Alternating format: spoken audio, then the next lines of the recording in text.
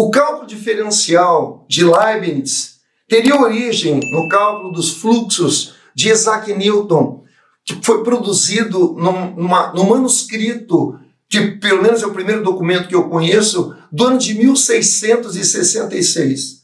Portanto, aquilo que Leibniz faria no futuro seria como simbologia do trabalho traçual de Newton de 1666. Entretanto, o trabalho de Newton tem como traços o trabalho de Rude de 1656, que eu vou mostrar depois no próximo vídeo, da onde que Newton poderia ter tirado essas ideias. Aquilo que Newton chama de teoria dos fluxos, os franceses vão chamar de teoria das derivadas, e Leibniz vai chamar de cálculo diferencial. O que Newton chama de fluente é chamado pelos franceses de função, e aquilo que ele chama de fluxo vai ser chamado de derivada. Portanto, vamos ver a teoria dos fluxos de Newton, como ele obtinha aquilo que nós chamamos hoje de derivada. E para entender esse manuscrito de 1666, observe aqui no quadro as representações. Na parte superior nós temos os monômios que formam os polinômios que serão derivados. Na parte inferior nós temos os parâmetros que são multiplicados para que se obtenha o tal do primeiro fluxo ou a primeira derivada. Assim, quando você tem uma constante x elevado a zero, y elevado a zero, representando o número 1, eu simplesmente multiplico esse número por zero vezes alguma coisa, zero vezes alguma coisa, que é simplesmente zero. No caso de x a primeira ou y a primeira, eu multiplicaria por 1 x ponto dividido por x e 1 y ponto dividido por y. Caso fosse x quadrado, y quadrado, seria multiplicado por 2x ponto dividido por x. E, no caso do y, 2y ponto por y. E assim sucessivamente.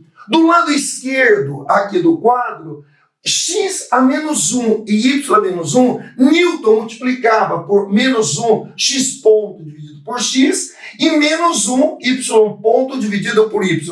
No caso de x a menos 2 e y a menos 2, ele multiplicava por menos 2 x ponto dividido por x e menos 2 y ponto por y. E assim sucessivamente. Assim, vamos derivar y igual a x ao cubo mais x quadrado mais x mais 1. Como se obtém este fluxo desse polinômio, ou seja, qual é a derivada desse objeto matemático que Newton chama de fluente.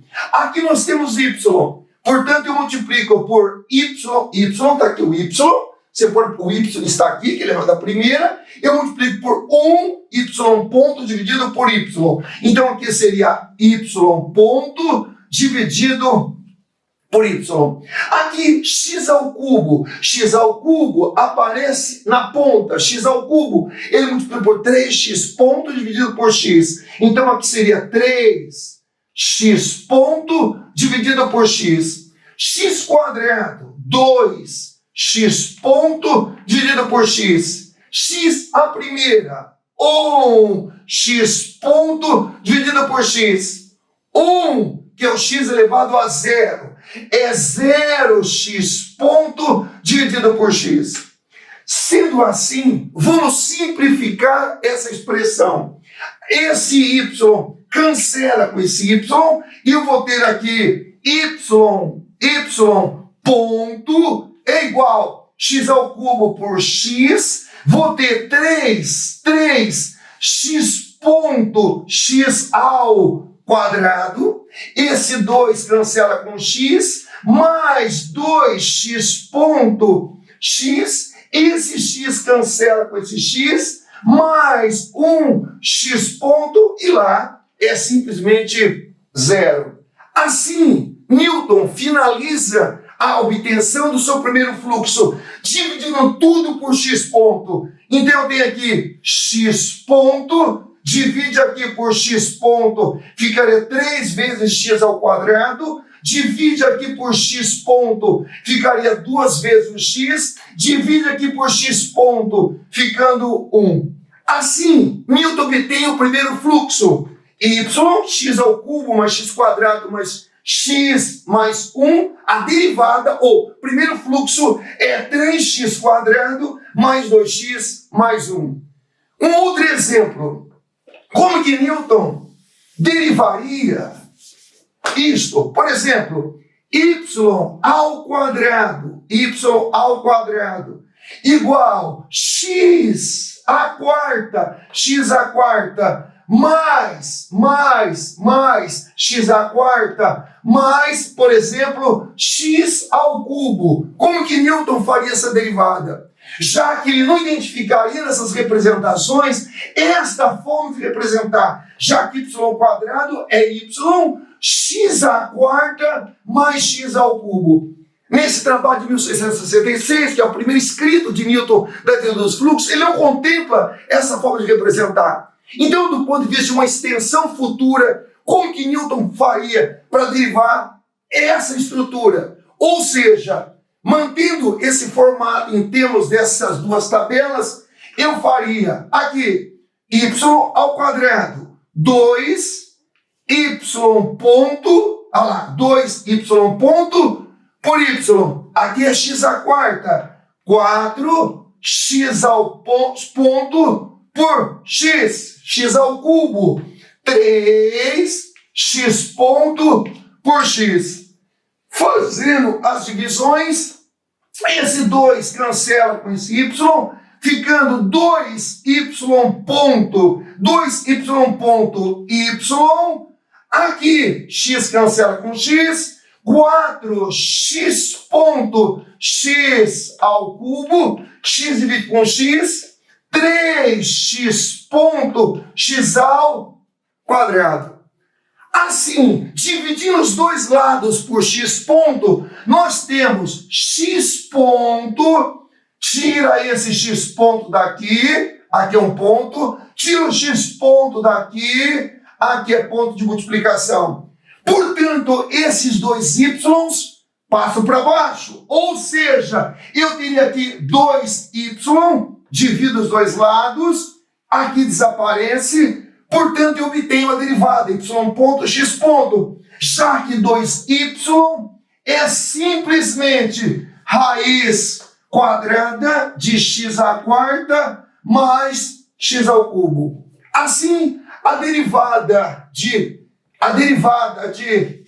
y ao quadrado mais 3x ao cubo se dá exatamente nessa associação de monômios, que é como se você tivesse escrito isto aqui elevado a meio, só elevado a meio. Então, de uma certa forma bem trivial, esse meio cai, está colocado lá embaixo.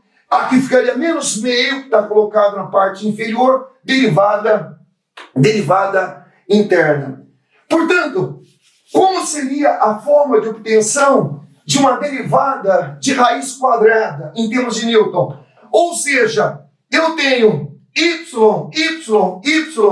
escrito igual a raiz de x. Essa tabela de Newton, as duas tabelas contemplam y quadrado igual a x. Vamos derivar. Multiplico aqui por 2y ponto por y. E aqui eu multiplico por x ponto sobre x. Esse y cancela esse y. Eu tenho 2y ponto y. X cancela com x. E aqui x ponto. Dividindo os dois lados por x ponto, eu tenho x ponto aqui, ficando 1. Portanto, esta é a derivada. Assim, eu tenho que y ponto por x ponto é 1 dividido por 2y. Só que o y é simplesmente raiz de x. É a forma como Newton derivava raiz de x, mantendo essas duas tabelas como processo de obtenção daquilo que ele chama de primeiro fluxo. Podemos perceber nessa escrita de Newton o significado, ou seja, a sua percepção do ponto de vista da escrita, dessa simbolização de Newton, o que representa y ponto dividido por x ponto. Só que para poder entender isso aí, nós temos que associar o processo de divisão dessas duas marcas que representam dois fluxos, um fluxo em relação a Y e um fluxo em relação a X, que Newton entendia como se fossem velocidades, e procurar observar isso aqui em termos de uma notação futura, simbólica, que é a notação de Leibniz, já que Leibniz, se fosse derivar y ponto por x ponto, ele escreveria dy, dx, isso aqui seria dy em relação a dt, e aqui dt em relação a dx, que não me cabe aqui provar agora, mas isso aí é clássico, né? Clássico em matemática, se prova com muita simplicidade, mas só para você poder entender o que representa essa notação primitiva de Newton em relação à notação sofisticada de Leibniz, ou seja, simbólica para Leibniz e traçual para Newton. Já que y ponto, eu poderia escrever dy em relação a t, e o x ponto, eu poderia colocar dx em relação a dt. Assim, essa estrutura que você está vendo, que é y ponto, x ponto, não é nada mais, nada menos que simplesmente dy dx. Ou seja, dy dx é dy dividido por t, dx dividido por t, que dá simplesmente uma associação em relação àquilo que Leibniz faria no futuro. Bom, falta agora você ver, na próxima semana, o próximo vídeo de 1659, observando aquilo que nós chamamos de teorema de Rude. E segundo as minhas hipóteses, pode ser muito bem de lá que Newton tira esse processo de traçualização que vai dar o nome de teoria dos fluxos. Obrigado.